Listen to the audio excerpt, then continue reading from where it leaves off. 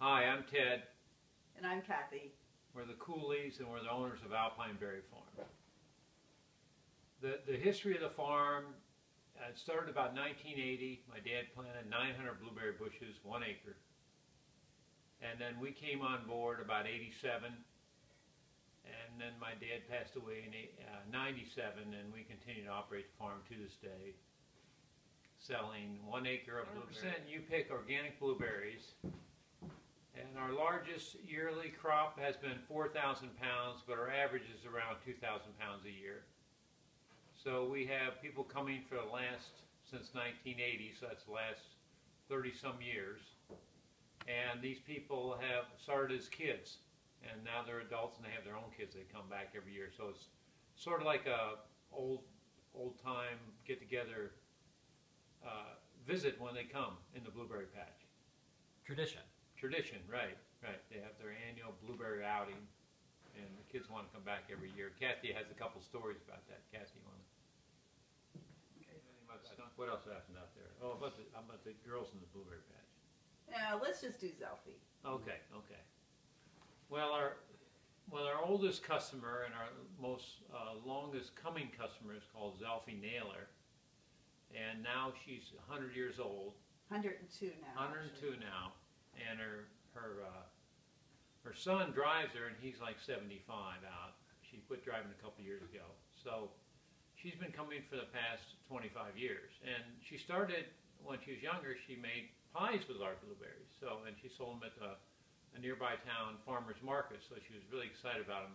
But of course, back then, they were like 75 cents a pound. So, you know, for a lady like this, we kind of keep the price about the same. But she comes out with her friends, and we all go out to the patch. We all tend to be here at the farm at the same time, and all the kids come back just to meet Zelfie and get another photograph with her. I'll chime in if I need to. Okay, that's good. Right, we grow blackberries. They're typically in August. Last year we dabbled in you-pick sweet corn, and we had some folks who loved our organically raised sweet corn. This year we hope to grow you-pick kale, so we're going to have a whole field of kale for folks. And we also have grown lots of sunflowers. We do honeybees, and Ted is our bee master here, and they're a challenge, right, Ted? Right.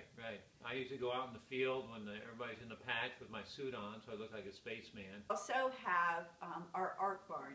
So when you come to our 100-year-old barn, which was renovated, and it's a great spot to sit and visit, it's filled with art by Ted, by my dad John, by my sister Susan. If you draw your own picture, we'll put that on the wall also.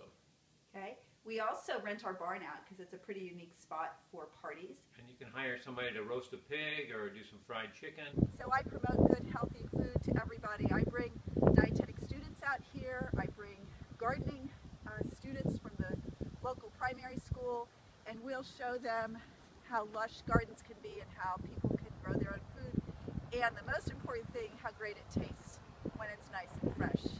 So all of this come summertime will be filled with everything you love to eat. So basically, we're trying to grow as much of our own food as we can. We're trying to share some of that with folks who want to come out and pick it themselves. And we are constantly striving to find new ways to fill up our freezer, fill up our shelves with food that we've processed ourselves. And that includes not just the honey, but also... We also make maple syrup in the wintertime. We go out and tap about a half dozen trees, and I boil it in a little hut on the property.